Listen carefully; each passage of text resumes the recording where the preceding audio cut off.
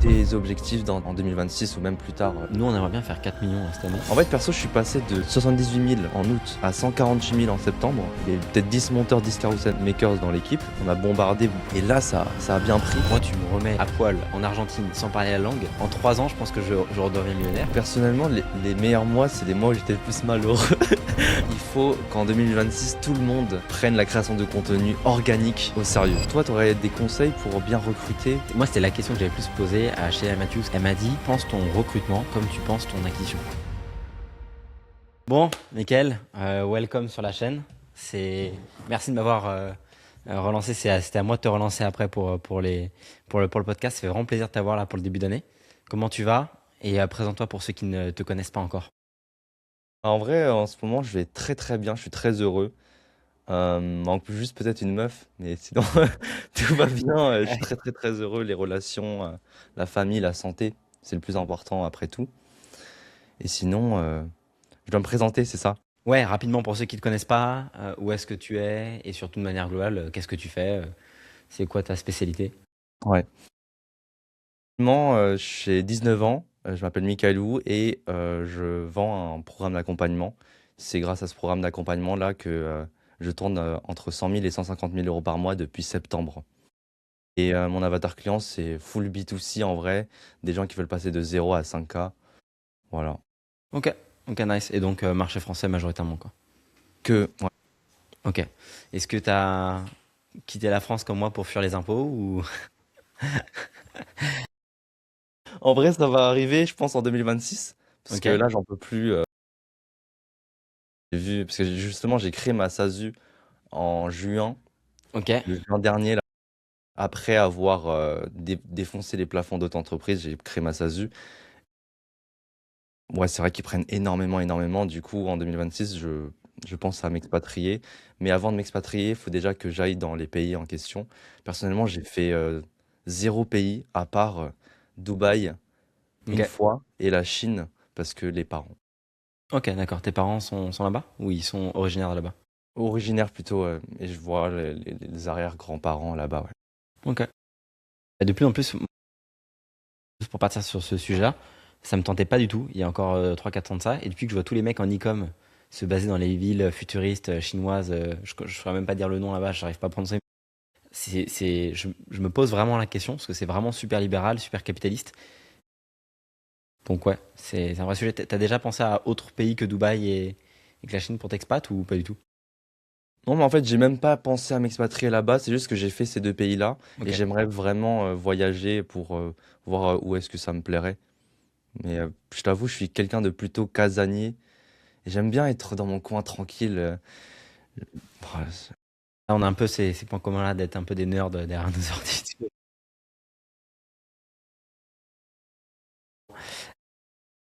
Alors attends, on a omis un truc quand même. T'as 19 ans, tu fais entre 100 et 150 k par mois là depuis quelques mois.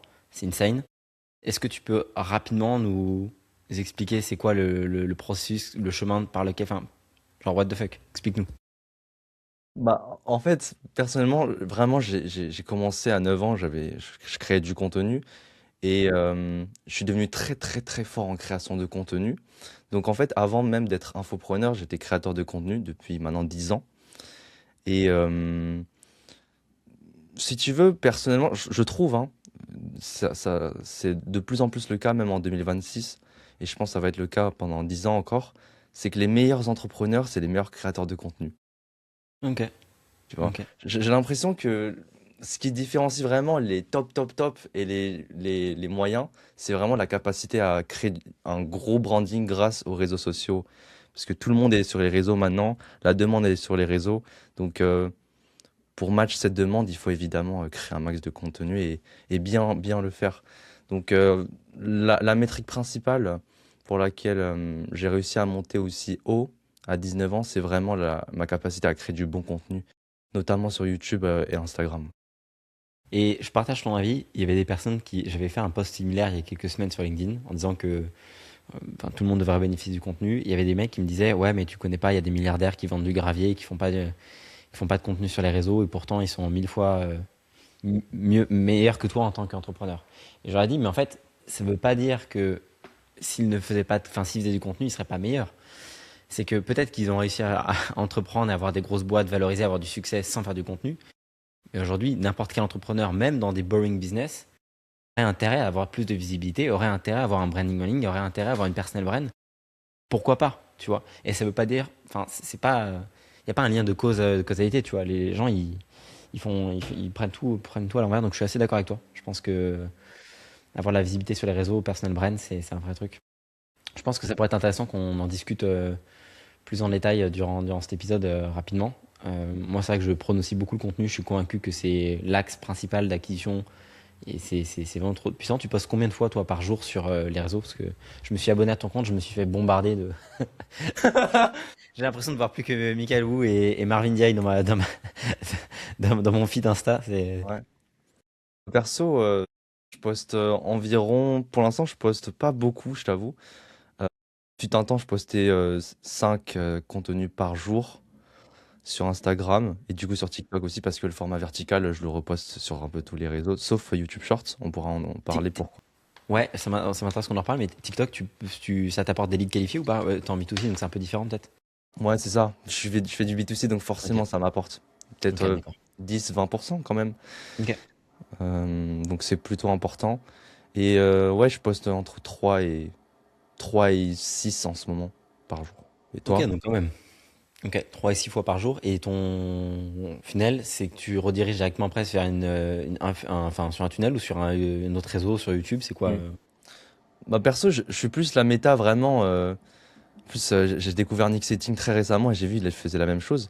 Mais je suis vraiment dans la méta, pas de VSL, parce que je trouve que, surtout dans du B2C, les gens, ils aiment bien, ils adorent les réseaux sociaux. Du coup, le but, c'est de les faire rester sur les réseaux sociaux. Et quoi de mieux que pour Instagram, parce que Instagram maximise les points de contact avec le client potentiel, avec les DM, les stories, les carousels, les réels. Donc, trop Ouais. bien. Donc, je redirige mes viewers YouTube, TikTok vers Instagram. Et ensuite, un simple go et le mec closé en DM. Ok. Et YouTube, tu l'utilises comment dans ce cadre-là? Est-ce que tu as un. Je sais même pas si tu as le lien de ta chaîne en bio. Le lien de Non. En fait, c'est dans ma description de chacune de mes vidéos YouTube. Je mets, si tu veux 5K par mois, viens sur Insta. Et le mec vient sur Insta. Ok, ok, c'est que ça. Ouais, juste comme ça. Ok, alors du coup, pourquoi pas YouTube Short? Ça m'intéresse. Parce qu'en fait, si tu mets des YouTube, je trouve que si tu fais des shorts sur YouTube, tu donnes une raison supplémentaire à ton avatar client de rester sur YouTube, alors que Instagram est mieux pour closer. Ok. Du coup, je lui dis, bah viens sur Instagram, j'ai mes réels qui apportent beaucoup de valeur. Il Hmm. vient vraiment sur Insta. Si tu mets YouTube Shorts, enfin, si tu postes sur YouTube Shorts, ouais, il va rester sur YouTube peut-être. Ok, moi j'avais vu une autre explication en plus de celle-là qui est intéressante, d'avoir du coup le contenu exclusif sur Insta. C'est que c'était les YouTube Shorts peuvent apporter beaucoup de viralité rapidement et ça peut t'apporter une audience qui est décorrélée de l'audience intéressée par les formats longs, ce qui fait du coup chuter ton intérêt et la courbe de rétention sur les formats longs. Et donc ce pourquoi tu postes initialement sur YouTube, c'est-à-dire les formats de plus de 10, 15, 20 minutes qui t'apportent de l'awareness, de la trust, etc. En fait, ça chute parce que, un peu comme Thibaut InShape, hein. Thibaut InShape, il a eu cette problématique-là. C'est-à-dire que, au final, ces réels, ils sont partis viraux partout dans le monde et ces vues de format long n'ont pas tant augmenté, ils ont même réduit. Tu Hmm, c'est vrai, c'est vrai. Après, je pense qu'il y a tellement, enfin, le short et le horizontal, ils ont tellement deux algorithmes totalement différents vois. Ouais. que cette interprétation, je pense personnellement, j'ai aussi cette petite croyance-là, mais en vrai de vrai, je pense que si tes vidéos YouTube longs sont bien et tes shorts sont bien, euh, je pense pas qu'il y ait de vrais problèmes d'algorithme ou de watch time. En B2C, oui. Et je pense que pour des personnes qui sont plus ciblées, plus nichées sur des chaînes YouTube avec un marché adressable de, je sais pas, 20 000, 30 000 personnes, effectivement, c'est un peu différent, mais je suis d'accord avec toi. Je pense que si la vidéo, elle performe bien, qu'elle est optimisée, ça marche bien. Ok, super intéressant. Et alors, du coup, c'est quoi les targets pour toi? Parce que là, tu as 19 ans, donc tu es super jeune. En vrai, mes targets, je t'avoue, émotionnellement, je sais pas, toi, est-ce que je peux avoir ton avis d'abord par rapport à Évidemment. tes objectifs en 2026 ou même plus tard, court terme, long terme? Ouais, bien sûr. Nous, on aimerait bien faire 4 millions là, cette année. Donc, en maintenant une bonne dose de profit, 70% de profit. Euh, et en fait, j'ai vraiment remarqué que cette année, le skills qui m'a vraiment le plus aidé, c'était optimiser une sales team. J'ai fait pas mal d'erreurs et j'ai compris pas mal de choses. Et au-delà effectivement d'un mois record qu'on a fait, et je suis content d'avoir vraiment bien push pour avoir fait un mois record là, en octobre. Au-delà de ça, c'est vraiment les compétences que j'ai apprises et surtout de s'entourer de plus d'humains compétents et de bons humains. Et c'est ça qui fait une grosse boîte. Et je vois que développer ces compétences-là jeune, moi je vais avoir 22 ans dans quelques mois, je me dis si à 26 ans je continue à stacker des compétences comme ça, je vais pouvoir après faire ce que je veux en fait, monter des boîtes comme je veux et puis à comprendre des choses beaucoup plus vite. Le chiffre Hmm. d'affaires, le record, tout ça c'est génial, c'est la conséquence de tout ce que j'apprends. Mais ce que j'apprends concrètement par rapport à ma concurrence, par rapport à des mecs qui ont 28, 29, 35 ans, 40 ans, qui sont des concurrents à moi, mais qui apprennent ça ou qui n'arrivent d'ailleurs pas à les apprendre, pas à les comprendre, bah, je trouve que l'avantage, il est vraiment là. Donc, c'est d'essayer de me mettre en dehors de certaines zones de confort sur certains pôles de mon business que je redoute, que je repousse, que je fais pas, etc. Même sur la partie notamment acquisition payante, etc. Il y a plein de trucs que j'apprends qui sont intéressantes. Et en fait, je suis sûr que si je développe ça et que je me force à sortir de ma zone de confort pour aller encore plus loin, bah, le chiffre d'affaires, il passera à 500K, 1 million et à plus, quoi. Donc, Hmm. voilà. Ouais, c'est vrai que nous deux on fait beaucoup plus d'organique. Enfin, je sais pas si tu t'es lancé, si je t'ai vu te lancer dans les ads un petit peu en ce Ouais, moment. on a un peu de retargeting, mais ça représente 10-15% de nos leads. C'est vraiment très faible. Moi, c'est que de l'orga, en fait. C'est vraiment que de l'orga qui pourrait être optimisé, mais qui est vraiment que de l'organique. Et du coup, toi, ce qui explique que tu as fait 311 000, c'est ça? Ouais, En octobre? ouais, c'est ça. Euros, dollars, j'ai pas vu. Euro, euro, euro. Ouais. Euros, ok, incroyable. C'est vraiment d'avoir monté une bonne équipe, tu penses? C'est ça le plus D'avoir important. plus de capacité d'acceptation au niveau des appels. On a créé des nouvelles offres et surtout, on a optimisé toute la chaîne sur des points spécifiques. Par exemple, on a augmenté notre taux de show-up, on a augmenté notre taux de lead justement avec le retargeting, les ads, etc. On a augmenté notre taux de cash collecté avec des meilleurs scripts. On a en fait 15%, plus 20%, plus 20%, plus 15%. Tout ça fait qu'il y a plus 100% d'augmentation de chiffre d'affaires. On est passé une moyenne de 100, 150 à 311 et puis après on a descendu aux alentours de 200. Donc l'idée c'est de stagner, de stabiliser ce palier-là pour aller chercher après des plus gros paliers, quoi.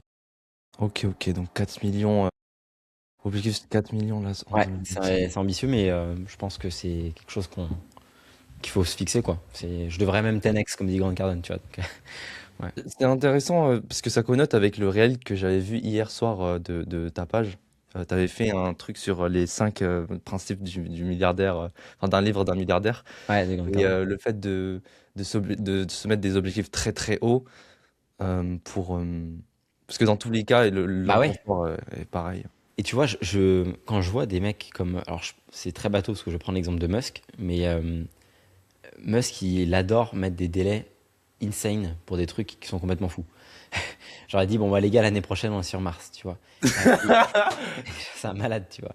Et bien souvent, il les tient pas. Ça permet aussi de faire monter ses valos en bourse. Mais il y a quand même des trucs qu'il arrive à faire en l'espace d'une vie humaine que des personnes n'arriveront pas à faire en l'espace de plusieurs centaines d'années. Et notamment sur, par exemple, ces nouveaux robots Optimus, etc. Sur plein de trucs, sur les valorisations de ses startups. Et en fait, je me dis, putain merde, on n'est pas des mecs qui envoient des fusées dans l'espace. On n'est pas des Mark Zuckerberg qui sont milliardaires à 21 ans. Enfin, c'est simple, tu vois, on poste du contenu en ligne. Pourquoi est-ce que nous aussi, on se donnerait pas des deadlines complètement dingues et de se dire, par exemple, on posterait pas, je sais pas, 35 fois par jour, dans 30 jours, avec 3 nouvelles offres, avec 15 closers, pour avoir 50 calls par jour. Et je me dis, qu'est-ce qu'il y a de compliqué à ça? C'est juste de recruter plus de mecs, mais si tu recrutes plus de mecs, et même si tu baisses un peu en profit, tu vois, 50 calls par jour, ton close, allez, ne serait-ce qu'un 10% parce que tu as un taux de show de merde, ton offre moyenne, tu fais 25K day, tu arrives proche du million par mois, ça y est, c'est bon en fait. Donc voilà. Mais tu vois, ça, faut quand même... Parce que quand on va faire du x100 comme ça, le vrai souci, je trouve, c'est vraiment au niveau de la delivery.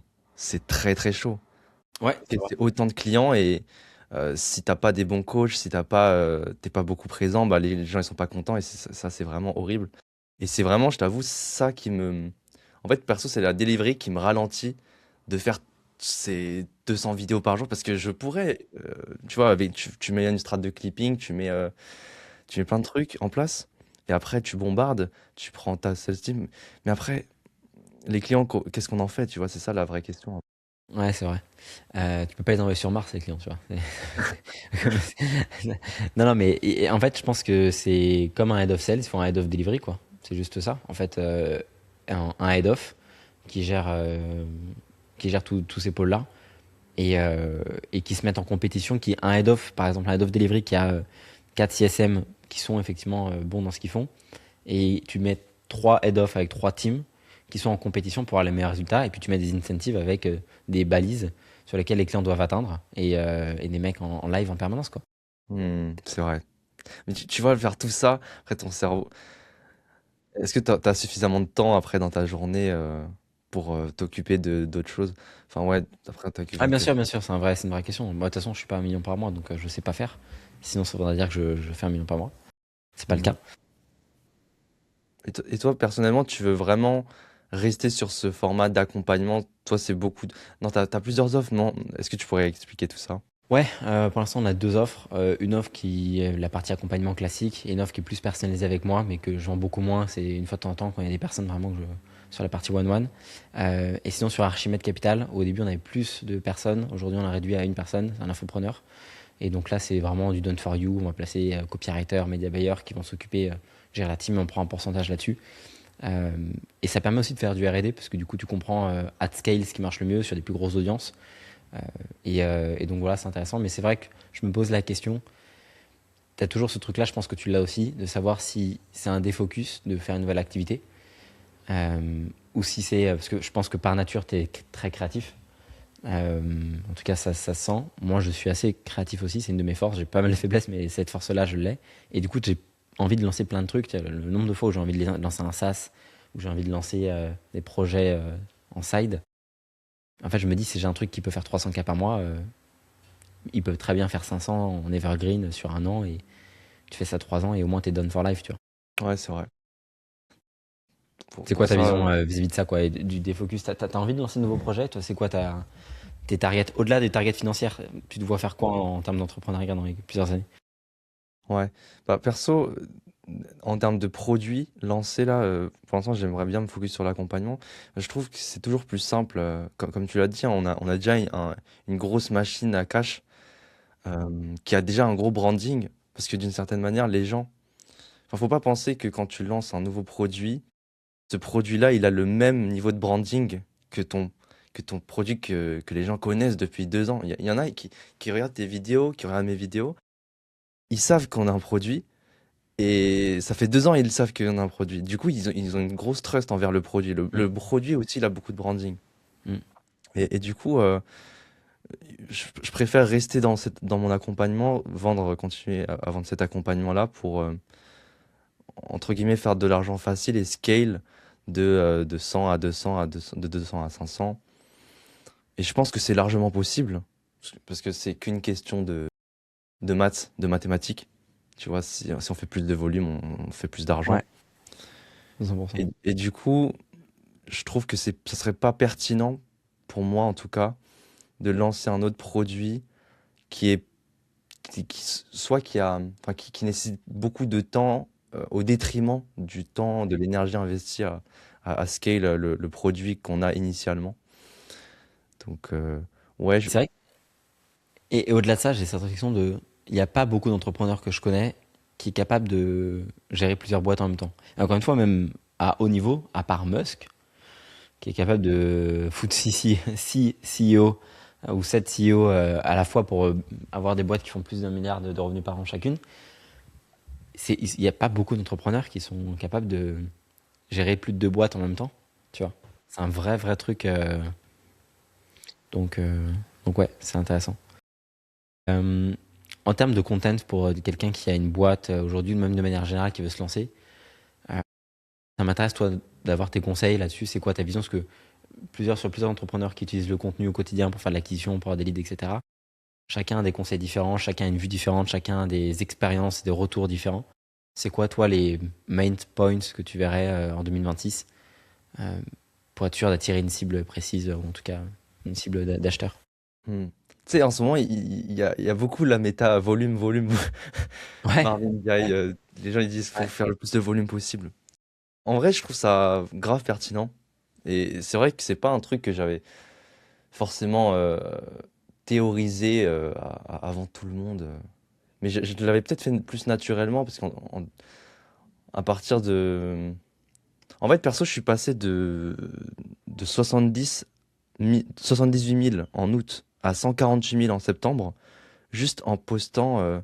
En fait, ouais, j'ai mis en place une équipe de carousel makers et de monteurs.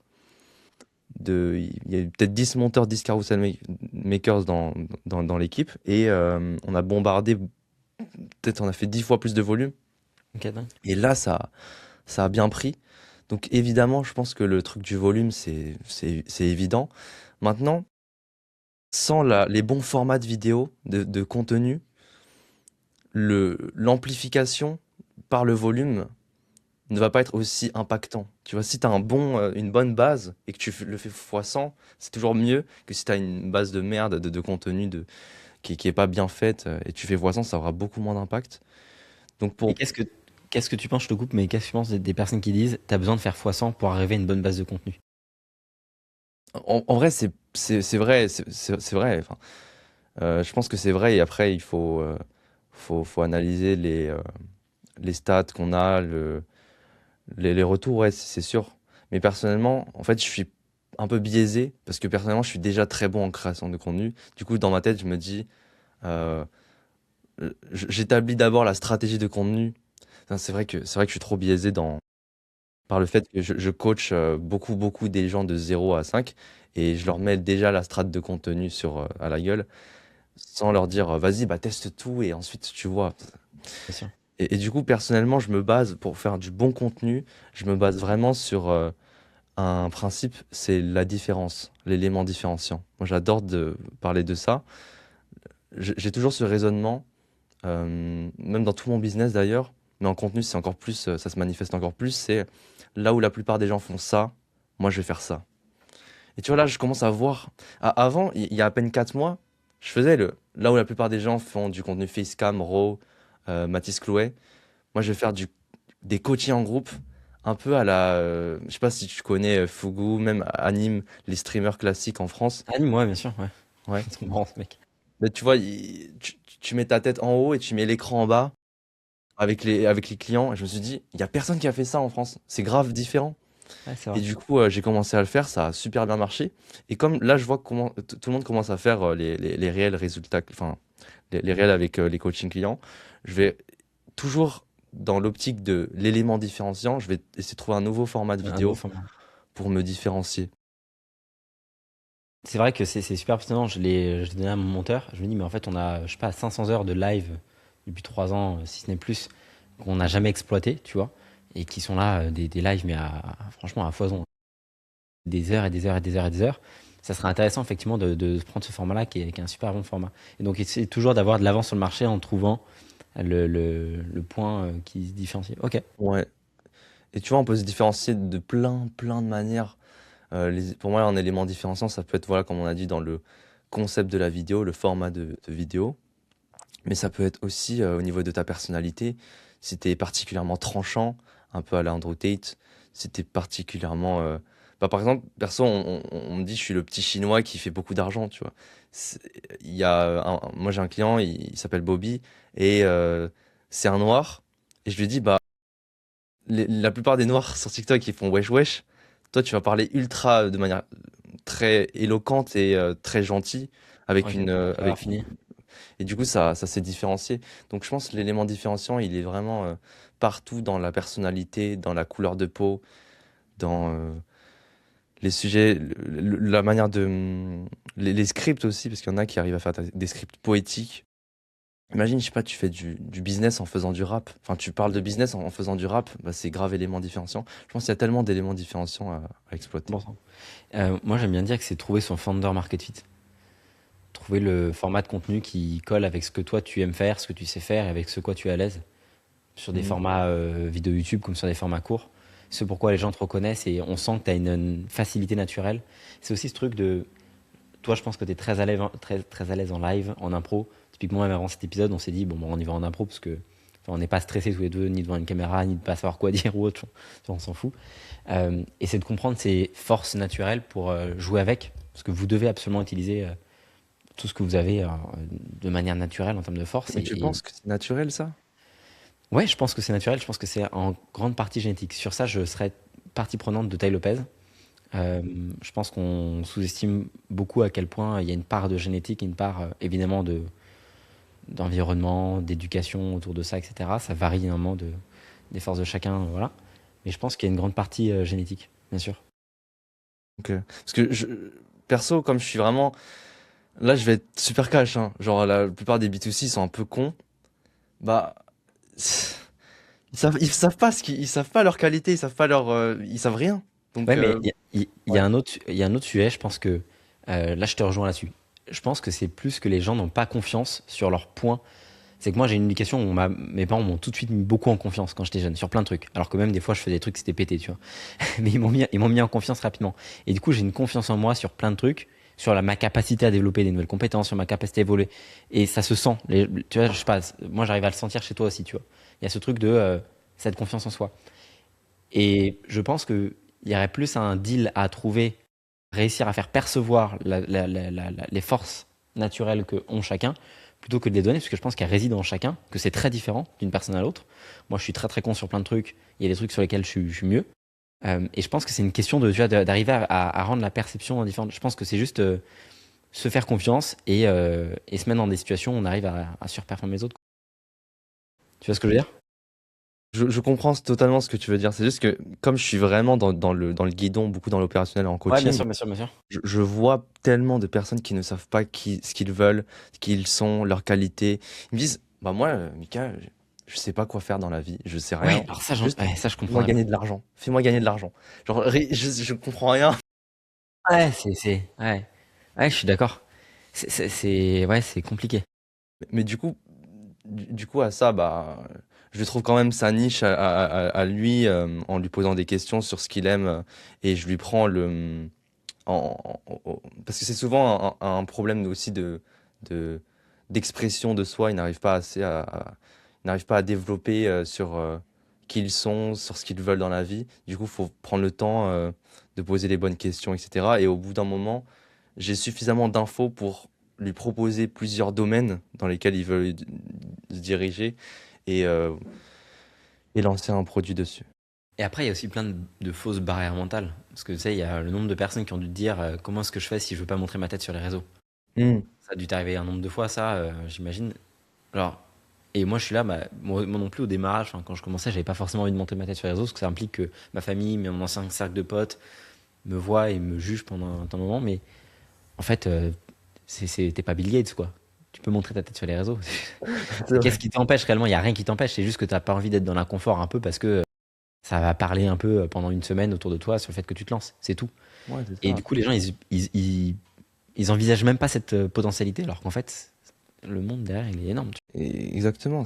Et encore une fois, on n'est pas Show Speed, on va pas faire du porno, on va pas faire du Michou, du Squeezie. On va Ouais, vraiment faire des vidéos, bah, normalement, qui nous rendent fiers. C'est pas des vidéos de honte. ouais, bien sûr, Donc, évidemment. je comprends pas trop. On se ridiculise pas, on inspire, on partage de la bonne onde. Je comprends pas le Hmm. fait d'avoir peur du jugement ou quoi que ce soit. Et encore une fois, moi, je donne toujours ce dilemme-là, parce que je suis vraiment dans du B2C de 0 à 5 aussi. Je dis, tu préfères 40 ans de salariat ou montrer ta tête sur les réseaux et que on parle de toi pendant 2 semaines. Enfin, t'es complètement débile. Si je- Évidemment. Et d'ailleurs, ça, c'est un vrai truc. C'est même nous en closing, les gens pensent que ne pas changer de situation, c'est ne pas prendre de décision. Tu sais, tu prends la décision d'acheter un programme, tu prends la décision de te faire accompagner, tu prends la décision d'acheter un service, alors qu'en réalité, ne rien faire, c'est prendre la décision de ne pas le faire et donc de partir sur un chemin complètement différent.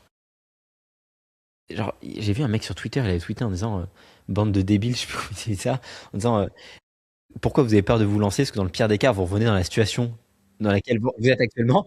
Donc vous avez peur de votre situation actuellement. Genre, ça fait aucun sens, tu vois. Genre, le mec disait, tu vois, C'est vrai. genre, dans le pire des cas, tu reviens dans ta situation. Donc t'as peur Ouais, de quoi? De ta situation? Bah bouge du coup, tu fais quoi, genre? non, c'est vrai, c'est vrai. Vraiment. Mais ouais, c'est encore une fois, c'est plein de patterns, des trucs.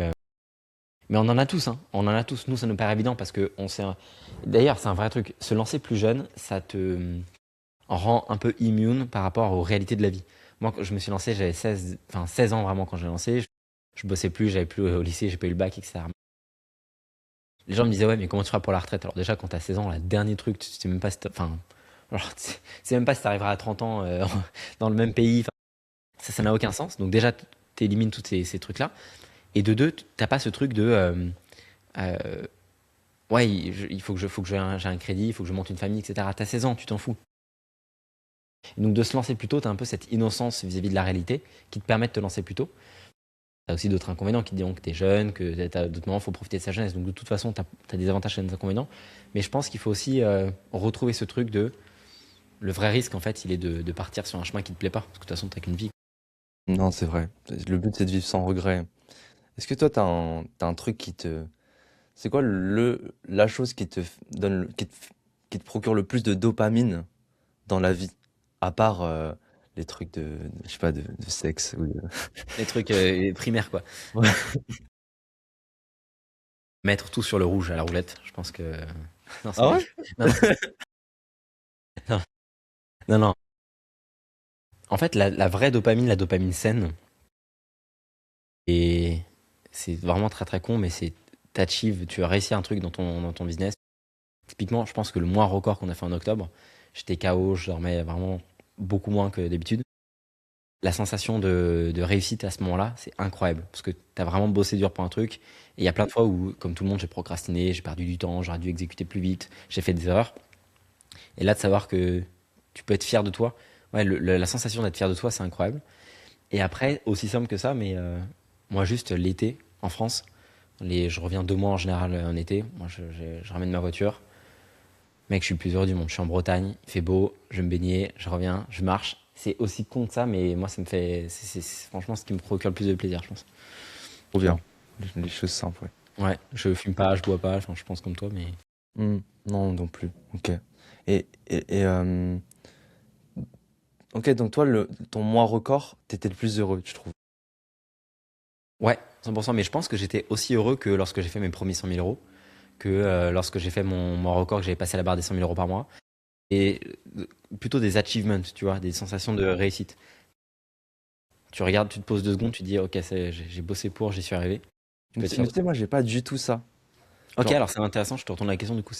Enfin, c'est intéressant, dis-moi. hmm, personnellement, les meilleurs mois, c'est les mois où j'étais le plus malheureux. Ouais. Parce qu'en fait, après, ouais, parce que j'avais un truc de, enfin, forcément, quand il y a plus de volume, il y a plus de clients, il y a plus de taf, t'es un peu plus sous l'eau, je trouve. Euh, mais en fait, je suis beaucoup plus. En fait, une fois que j'atteins un palier, j'ai une crise de sens ou un truc de vide, un gros vide juste après.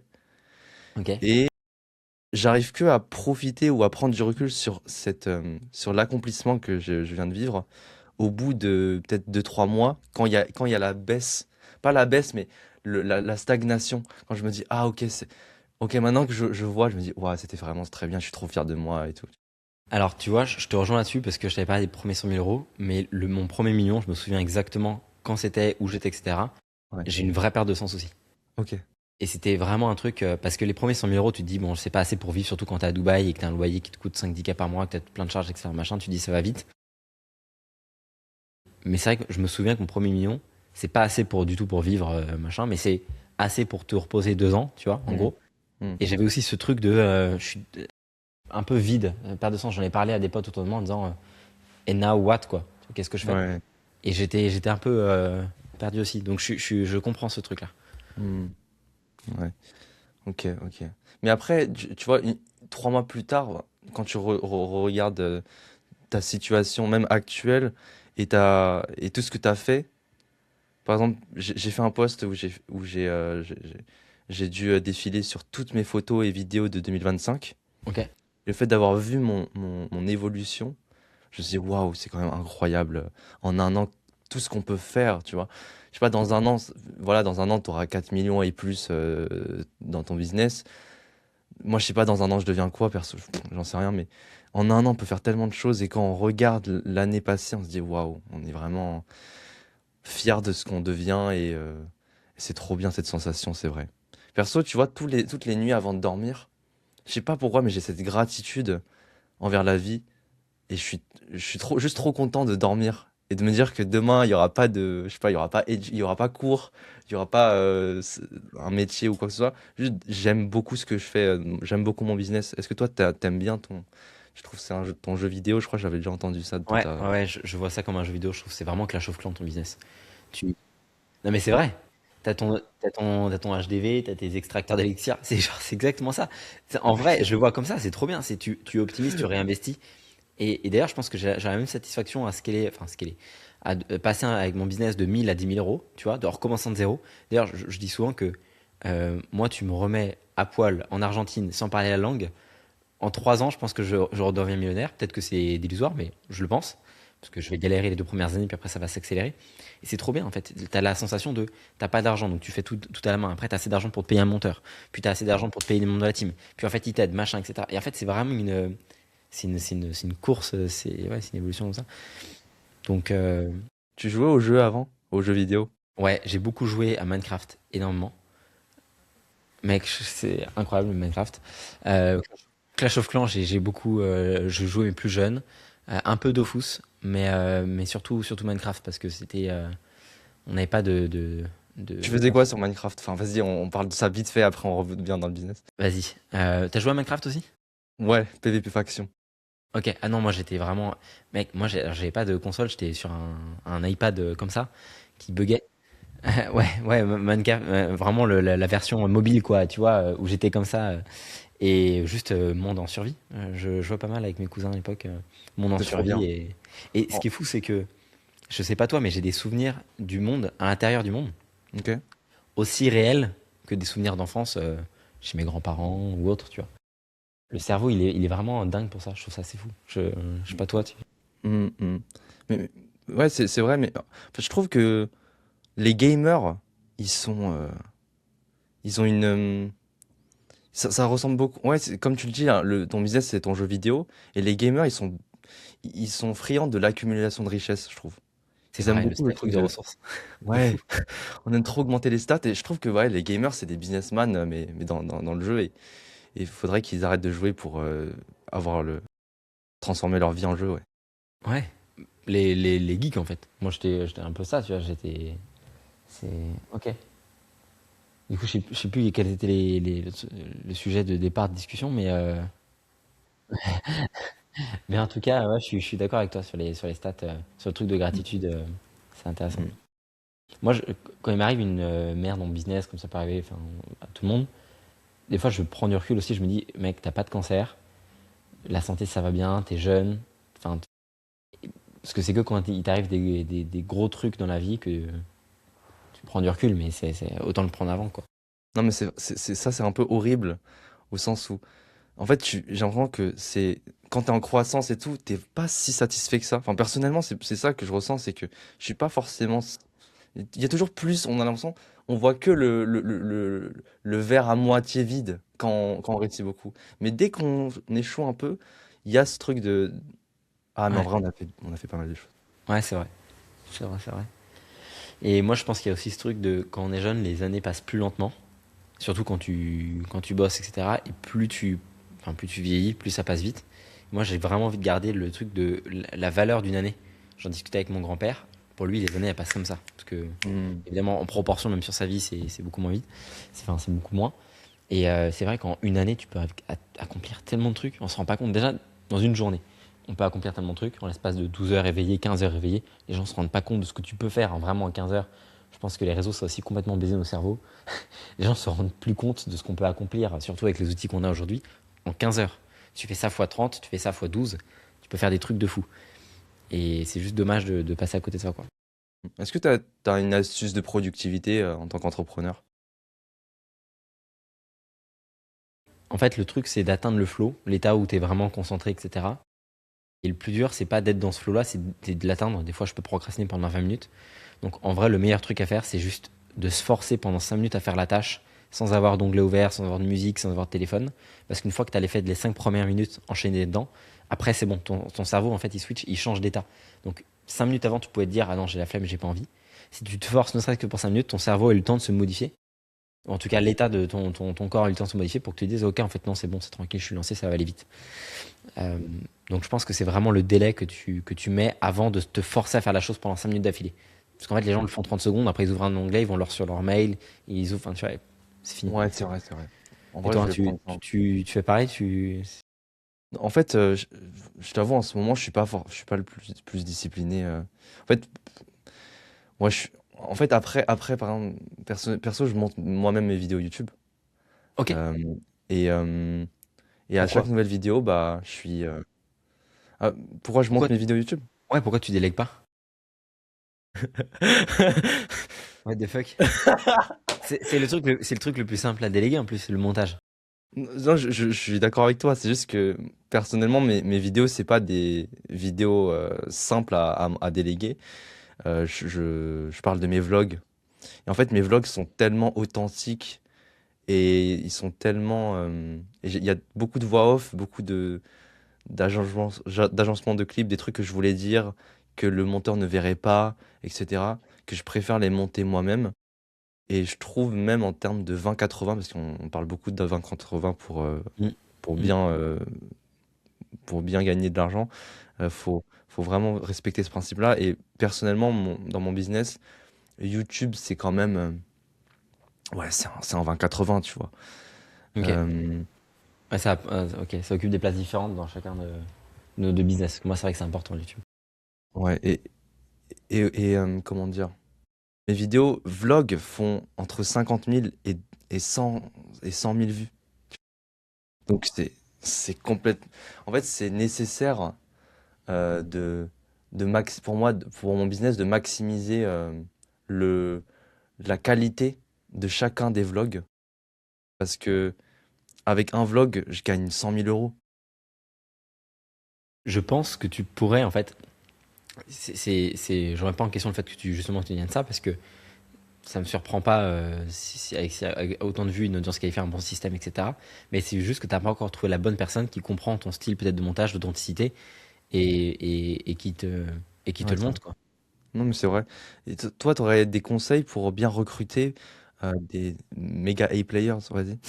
Ouais, ouais, moi c'était la question que j'avais plus posée à Sheila Matthews, qui était la recruteuse qui a recruté pour Amazon, DHL et puis surtout pour les Hermosi. Euh, et vraiment, c'était un gros pain point pendant longtemps. En fait, elle m'a dit, pense ton recrutement comme tu penses ton acquisition. C'est-à-dire que ton acquisition, tu vas faire quoi? Tu vas faire des réels, tu vas faire un funnel, tu vas faire une VSL, tu vas avoir un setter, un closer, un machin. Franchement, tu te casses la tête à faire un bon système d'acquisition pour avoir des leads les plus qualifiés qui comprennent l'offre, etc. Ton offre de recrutement, c'est comme ton offre commerciale, ton offre irrésistible. Donc d'abord, aie une bonne offre irrésistible. Parce qu'il n'y a aucun vrai A-player qui va venir bosser pour toi si ton offre elle est nulle. Et c'est pas que dans l'argent. Si tu regardes en France, la majorité de pourquoi est-ce que les gens aiment ou aiment pas leur taf, c'est la question du salaire, du revenu, elle vient en cinquième position. Donc c'est pas la rémunération. Et avant, il y a plein de trucs, mais il y a notamment en tout premier avec qui tu bosses, les gens avec qui tu bosses. En fait, c'est les collègues, l'ambiance au travail. Il y a plein de jeunes qui nous disent, moi j'ai des anciens potes, ils kiffent aller à leur boulot, ils sont très très mal payés, parce qu'ils déconnent, en fait, ils rigolent toute la journée avec leurs potes, tu vois. Donc, il faut comprendre les trucs de pourquoi est-ce que les gens viennent bosser, pourquoi est-ce qu'ils kiffent bosser pour toi, potentiellement. Ok. Donc, l'environnement, tu vois, c'est pareil. Hormozy, il a recruté, enfin, le salaire d'un closer chez Hormozy, un sales, c'est 65 000 $ par an. Donc, c'est entre 5 et 6 000 balles par mois. C'est fixe. C'est pas à la com. Mais tous les meilleurs mecs qui viennent bosser pour lui, parce que, de un, après, ils pourront dire j'ai bossé pour Hormozy, mais surtout parce qu'ils vont avoir une montée en compétences avec des fucking killers, tu vois. Et donc, ils viennent bosser pas pour la rémunération, mais pour ça, parce que ça a plus de valeur. Donc, pour penser son offre comme une offre irrésistible, en quoi tu vas la faire monter en compétences, en quoi ça va être intéressant pour eux de t'avoir, d'avoir bossé avec Michalou sur le CV. Parce que si tu leur dis effectivement, tu pourras dire dans 12 mois que tu as généré potentiellement 5 millions de vues et généré grâce à tes montages tant de millions d'euros pour telle personne sur le CV, ça te permet après d'avoir un bagage plus tard. Et ensuite, une fois que tu as une bonne offre, de distribuer cette offre-là sous une forme de funnel, en fait, et de réfléchir ça avec un vrai nom de domaine, en faisant un funnel, avec un mec ou une assistante qui va appeler la personne tout de suite, le temps de connexion, enfin de contact d'une personne sur les leads, c'est vraiment, enfin pour du recrutement, c'est 3 4 jours. C'est énorme. Alors que les CTA, normalement, ça appelle en 30 secondes. Mais là, c'est pareil. Dès qu'il y a quelqu'un qui rentre dans le formulaire, tout de suite, tu l'appelles, tu réserves un rendez-vous, une interview avec elle, et puis tu essaies de se vendre autant que de comprendre ça. Et donc, en fait, de juste faire un funnel à l'inverse d'un funnel de recrutement, et ça, surtout de le pousser au maximum auprès d'affiliés en disant, si tu nous trouves une personne, la personne qui va bosser avec nous, tu touches 5 000 balles. Hmm. La pousser en ads, la pousser en organique sur tous tes réseaux à travers un maximum de monde pour que tu aies statistiquement cette personne pour trouver le 1%. Tu peux pas trouver le 1% sur 30 demandes d'application. Tu peux trouver le Hmm. 1% sur 600 demandes d'application.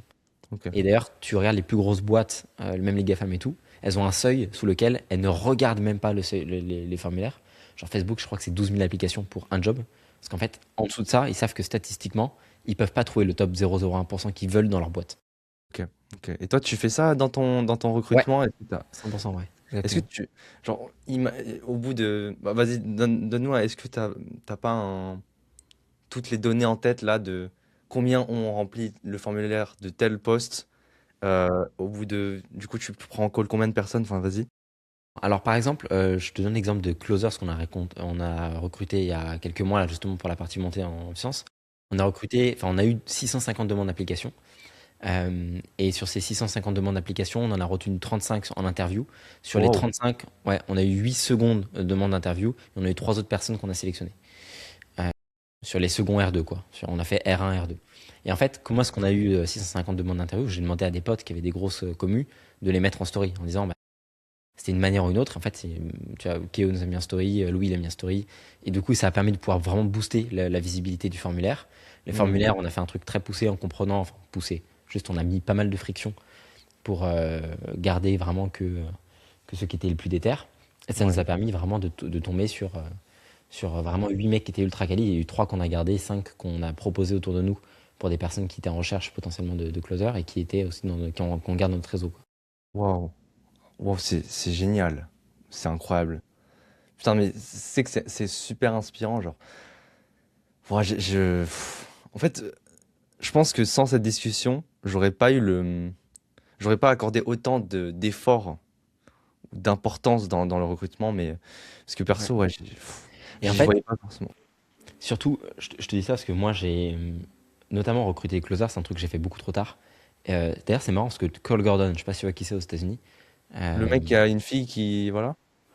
non, c'est Grant Cardone, ça, je crois. Ah mince. Non, Cole Gordon, c'est un mec dans les sales qui est assez niché, mais Charlie Morgan, tu vois qui c'est? Mec, je Euh, connais personne. ok, ok. Bah, c'est des mecs, là aujourd'hui, ils font plusieurs millions d'euros par mois chacun, mais ils ont tous jusqu'à 150K par mois. C'est marrant, c'est un vrai plateau. Même Iman, il en parlait sur sa chaîne business, closé tout seul. Et moi, jusqu'à très tard, j'ai closé tout seul. Parce que déjà, j'aime bien ça, je suis assez bon dans ça. Il y a plein d'autres trucs sur lesquels vraiment je suis pas bon, mais ça, j'aime bien les sales. Et j'aurais dû recruter beaucoup plus tôt. Et quand Ok. j'ai compris ce que ça faisait de bosser avec des mecs qui étaient vraiment intelligents et qui proposaient, qui étaient smart, ouais, qui étaient proactifs dans ton activité, ça change tellement tout. Tu te lèves le matin, tu as des mecs qui sont sharp, qui bossent pour toi, qui sont dingues. Enfin, franchement, c'est incroyable. Et c'est vraiment le truc, même le défi pour nous en 2026, c'est de recruter juste des head-off ultra qualitatifs, des mecs dans l'opérationnel ultra qualitatif.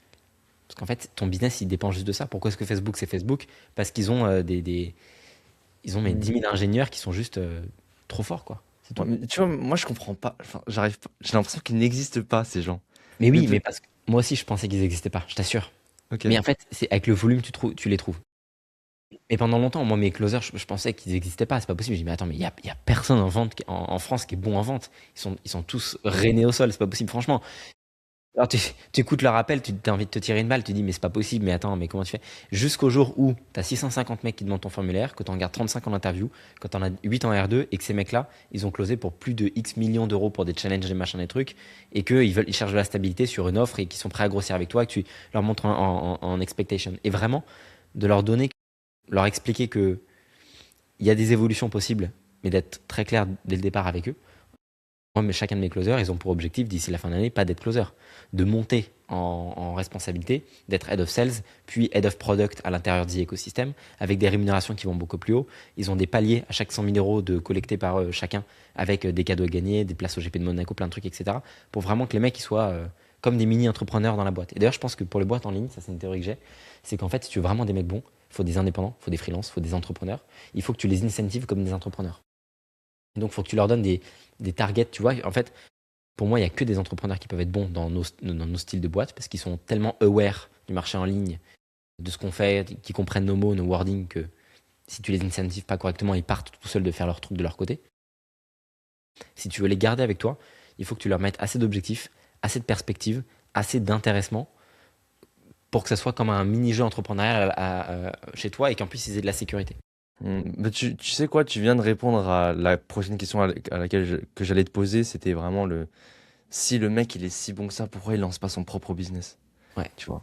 En fait, Alors, il faut incentiver à mort. Vas-y. c'est ça, exactement. Et il y a aussi un autre truc, c'est moi en interne, sur la partie vraiment consultant qu'on a chez The Ecosystem, ils ont tous plus Mhm. de 30 ans. Ok. De un, parce que ça leur fait de l'expérience, même si on sait très bien que l'expérience, c'est pas forcément la valeur des années. Enfin bref, on le sait tous les deux, mais euh, ils ont quand même une expérience parce qu'ils ont bossé dans plein d'autres boîtes. Et Mhm. surtout, passé 30 ans, tu as un truc qui, vis-à-vis de ton rapport au risque, ils ont quasiment tous des enfants. Euh, Ils ont un salaire qui est minimum chez nous, qui est quand même très bien payé. Ils bossent d'où ils veulent, avec les horaires qu'ils veulent. Littéralement, ils ont un nombre évidemment d'heures dans la journée, mais ils le placent comme ils veulent, etc. Ils sont ultra libres. Ils ont plein de mastermind, de formations offertes, etc. pour monter en compétences. Et donc, il y a plein d'avantages aussi à bosser pour quelqu'un. Tout le monde n'a pas envie d'être exposé publiquement sur les réseaux. Tout le monde n'a pas envie de bosser 15 heures par jour parce que c'est ça l'entrepreneuriat, d'être stressé. Tu vois. Il y a aussi Ouais. plein d'inconvénients que nous, on est prêt à payer parce que la liberté n'a pas de prix. Mais, Ok. tu vois. Ok. Ok. Trop bien. Bien. Trop bien. Tellement de valeur. Et si toi, on te proposait le triple de ce que tu gagnes actuellement sur 5 ans, par mois pendant 5 ans, mais il faut bosser pour un patron 8h, 17h. Jamais. Ok. Ok, Jamais. donc t'es plus drivé par enfin, ta liberté, ce que tu fais, que finalement la thune. Ouais, je m'en fous, hein. Je te jure, je m'en fous de la thune. J'allais dire, enfin, c'est pas que je m'en fous de la thune, c'est que mon problème, c'est que j'ai pas de besoin émotionnel pour monter à plus que 100 000 par mois. Parce que Ok. je vis comme un pauvre. Ouais, Vraiment, je vis vraiment, j'ai rien du tout j'ai rien de cher. Le truc le plus cher que j'ai dû prendre, c'est un truc à 200 euros pour le plaisir, tu vois. Mais vraiment, parce que tout mon bonheur émotionnel, enfin, mon bonheur, quoi, c'est purement mes relations. alors, C'est que- d'ailleurs, je t'ai pas posé la question en retour, je crois.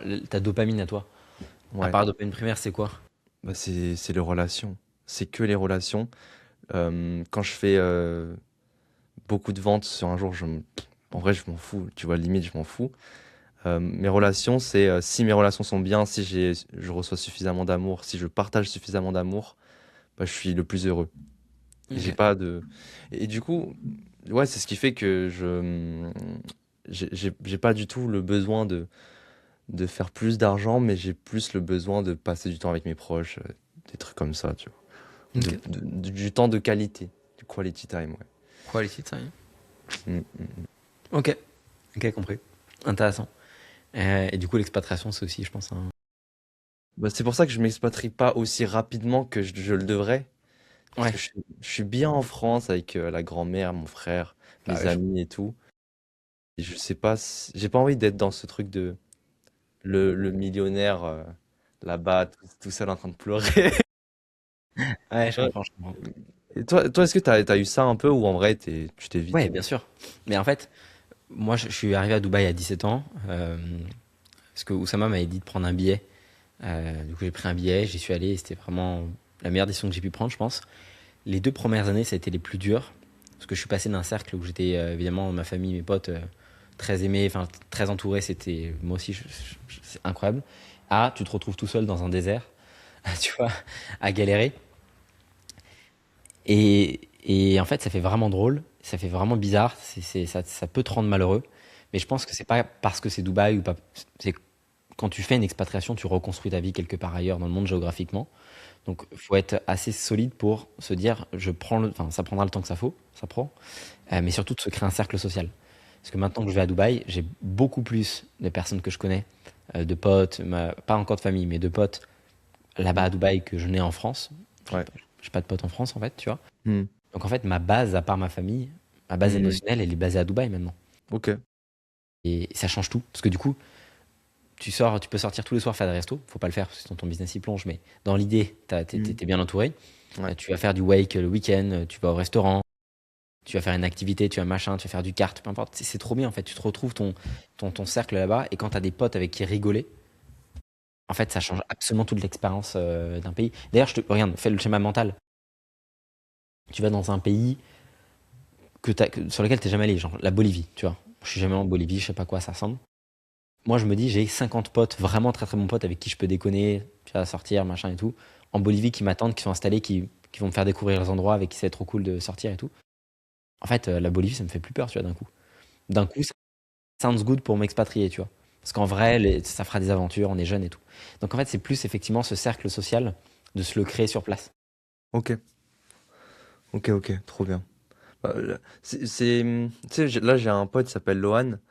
Je sais pas si tu connais Lohan LV. Si, bien sûr, ouais, c'est un pote à un pote et j'ai parlé un peu sur les réseaux avec lui, ouais. Ok. Ouais.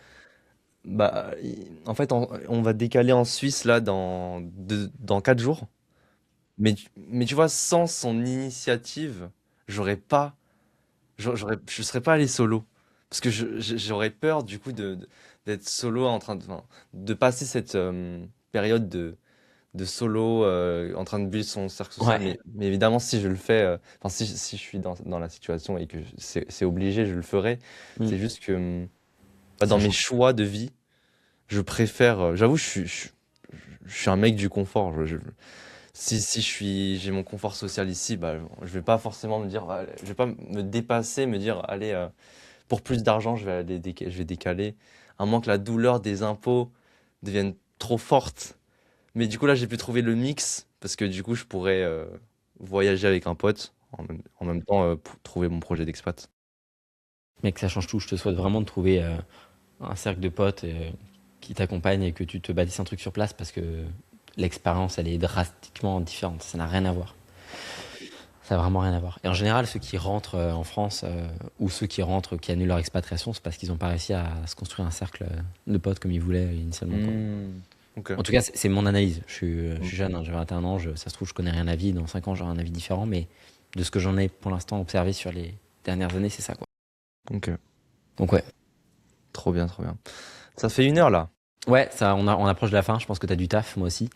Euh, Est-ce que tu aurais un mot de la fin pour ceux qui veulent créer plus de contenu, qui veulent attirer qui veulent faire plus d'argent, parce qu'en fait, on est là pour ça, tu vois? Bah, vraiment, il faut qu'en 2026, tout le monde prenne la création de contenu organique au sérieux. Parce que c'est le game pour monter. On l'a vu, hein, Andrew Tate, il a fait, je crois, à un moment 50 millions par mois. Ouais, ouais. Hormozy, il a fait 100 M. Mais tout ça, c'est grâce à YouTube, Insta. Et sans YouTube, il n'y a rien, les gars. Créer du contenu Et je peux organique, vous vraiment. assurer, d'expérience, pour avoir accompagné 600 boîtes et avoir vu celles qui pensaient que les ads c'était la solution de facilité, je dis pas que les ads ça marche pas, je dis pas qu'il faut pas en faire, on va en faire de plus en plus. Mais on va faire surtout de plus en plus de contenu parce que tous ceux qui ont essayé des funnels en cold en 2025, en 2024, ça fait mal. Si vous êtes vraiment pas des top copywriters, top salesmen, top optimisation, top automatisation, machin, etc., ça se joue au centime près et c'est vraiment, franchement, facilitez-vous la vie, faites du contenu, ayez de la visibilité, créez une personal brand et surtout, c'est le meilleur asset actif que vous puissiez avoir sur le long terme. Demain, vous pouvez avoir plus de maison, avoir plus rien, retourner dans un pays, vous existez dans la tête des gens. Vous louez des T2 dans la tête des gens, c'est ouf, c'est dingue. Mais franchement, Mais ça. même d'un point de vue bon sens, parce qu'on dans le business, il faut avoir du bon sens, du QI, de l'intelligence et tout. Bah, les gens, on va là où les gens ils sont, et la plupart des gens, ils scrollent, ils sont sur les réseaux sociaux. Même les entrepreneurs, ils consomment énormément sur Internet, donc, enfin sur les réseaux. Donc il faut être présent sur les réseaux pour gagner un Mhm, max de thunes. Mm. évidemment. Allez là où les gens sont et allez là où l'attention est. C'est simple que ça. Merci beaucoup, Michael, pour ton temps. C'est trop plaisir. Et puis, évidemment, on reste en contact sur WhatsApp.